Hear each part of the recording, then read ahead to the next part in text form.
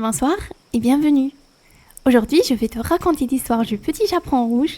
Alors installe-toi confortablement, prends une couverture et laisse-toi emporter dans un conte magique, plein d'histoires et d'aventures. Et n'oublie surtout pas de t'abonner. Allons-y. Il était une fois une petite fille si douce et gentille que tout le monde l'aimait. Sa grand-mère, qui l'adorait plus que tout, lui avait offert une cape rouge avec une capuche qu'elle portait tout le temps. Et c'est pourquoi on l'appelait Petit Chaperon Rouge. Un matin, la maman du petit chaperon rouge l'appela dans la cuisine. « Ma chérie, ta grand-mère est malade et a besoin de réconfort. Voici un panier avec des galettes et des pots de beurre. Va lui porter, mais écoute bien, reste sur le chemin et ne t'arrête pas et ne parle à personne. » Le petit chaperon rouge hocha la tête. « Oui maman, je ferai attention. » Elle mit sa cape rouge, prit le panier et s'en alla joyeusement sur le chemin qui traversait la grande forêt. Le soleil filtrait à travers les branches des arbres et les oiseaux chantaient. Elle s'émerveillait de la beauté de la nature quand soudain un grand loup surgit des buissons. « Bonjour petite fille !» dit le loup d'une voix douce, presque mielleuse. « Bonjour monsieur le loup !» répondit le petit chaperon rouge poliment, bien qu'un peu intimidé. « Où vas-tu de si bon matin ?»« Chez ma grand-mère qui est malade. Elle habite dans la petite maison près des 3 grands chênes, expliqua la fillette. Le loup malin fit semblant de sourire. « Quelle charmante idée! Et qu'as-tu dans ce panier ?»« Des galettes et du beurre pour ma grand-mère, » répondit-elle innocemment. « Oh, comme c'est gentil !» dit le loup. « Mais dis-moi, prends-tu toujours le chemin le plus court ?» Le petit chaperon rouge hésita. « Eh ben oui. Pourquoi ne pas prendre un chemin plus agréable ? Regarde ces fleurs, elles seraient parfaites pour ta grand-mère.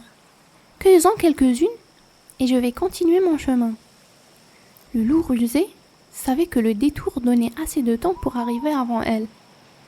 Il salua le petit chaperon rouge et partit en courant à travers la forêt.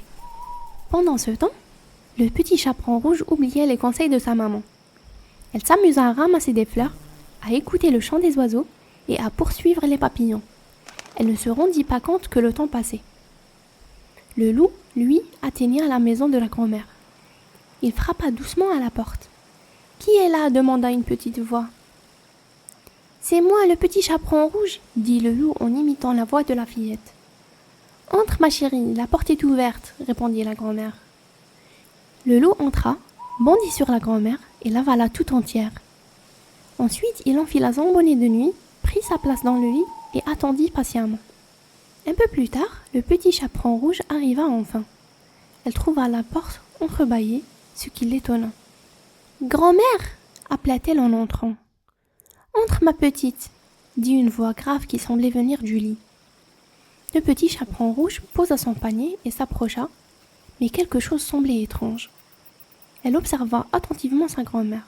« Grand-mère, que vous avez de grands bras !»« C'est pour mieux t'embrasser, mon enfant. »« Grand-mère, que vous avez de grandes oreilles !»« C'est pour mieux t'entendre, mon enfant. »« Grand-mère, que vous avez de grands yeux !»« C'est pour mieux te voir, mon enfant. »« Mais grand-mère, que vous avez de grandes dents !»« C'est pour mieux te manger. » À ces mots, le loup bondit hors du lit pour dévorer la fillette.